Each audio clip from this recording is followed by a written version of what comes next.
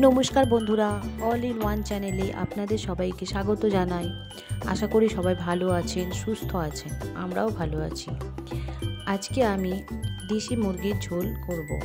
তার জন্য আমি প্রথমে কড়াইয়ে তেল দিয়েছি, তেলের মধ্যে গোটা গরম মশলা ফোড়ন দিয়েছি। তাতে ছিল এলাচ, লবঙ্গ ও দারচিনি। 3টে এলাচ ছিল, লবঙ্গ ছিল 4টে থেকে 5টা, দারচিনি 2 টুকরো। পেঁয়াজ নিয়েছি আমি মাঝারি সাইজের 4টে পেঁয়াজ। 4টে পেঁয়াজকে ভালো করে কুচিয়ে নিয়েছি, নিয়ে পেঁয়াজটা ফোড়ন দিয়ে দিয়েছি। পেঁয়াজটাকে ভালো করে ভেজে নেওয়ার জন্য উপর থেকে সামান্য নুন ছড়িয়ে দিয়েছি। পেঁয়াজটা যখন লাল লাল করে ভাজা হয়ে যাবে, ঠিক তার মধ্যে আমি রসুন দিয়েছি 2 চা চামচ। 2 চা চামচ রসুন দিয়ে রসুনটাকে খুব ভালো করে কষে নিয়ে যখন ভাজা ভাজা হয়ে যাবে, তার মধ্যে 2টো টমেটো আমি দিয়ে দিয়েছি। এবার এক এক করে সমস্ত মশলা দেব।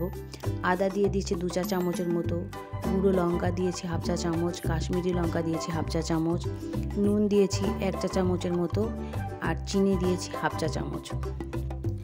সমস্ত মশলা দেওয়ার পর খুব ভালো করে ওটা কষিয়ে নিতে হবে। ভালোভাবে কষানো হয়ে গেলে যখন উপর থেকে তেল ছেড়ে যাবে, দেখুন মশলাটাও দেখতে কত সুন্দর হয়েছে, তখন বেছে রাখা মাংসের টুকরোগুলো আমি দিয়ে দেবো। আমার এখানে 1 কেজির মতো মাংসের টুকরো আছে, মাংস দিয়েছি। মাংসগুলো দিয়ে মশলার সঙ্গে খুব ভালোভাবে নেড়ে চেড়ে মিশিয়ে নিতে হবে। বলে রাখি, যখন মাংসটি কষবেন তখন একটু গ্যাসের ফ্লেমটা খুব বেশি জোরে দেবেন না, ধিমি আঁচে কষলেই মাংসটা খুব ভালো কষা হয়। এবার সব মশলাগুলো দেওয়ার শেষের দিকে আমি হলুদটা পরে দিয়ে দিয়েছি 1 চা চামচের মতো, দিয়ে খুব ভালোভাবে কষাতে হবে। দেখুন 20 থেকে 25 মিনিট কষানোর পর খুব সুন্দরভাবে কষানো হয়ে গেছে। এবার এর মধ্যে আমি জল দিয়ে দিয়েছি 500 গ্রামের মতো। খুব ভালোভাবে জল ফল সমস্ত কিছু দিয়ে ভালোভাবে মিশিয়ে নিতে হবে। ভালোভাবে মিশিয়ে নিয়ে 1-2 মিনিট অপেক্ষা করতে হবে ফোটার জন্য। একটু হালকা হালকা ফুটতে শুরু করলেই তখন চাপা দিয়ে দিতে হবে। চাপা দেওয়ার 20 মিনিট পরে ঢাকা খুলব। 20 মিনিট পরে সমস্ত মাংসটা আগেই ভালো করে সিদ্ধ হয়ে গিয়েছিল। এবার আলু, ঝোল, মাংস সব ভালো করে সিদ্ধ হয়ে গেছে।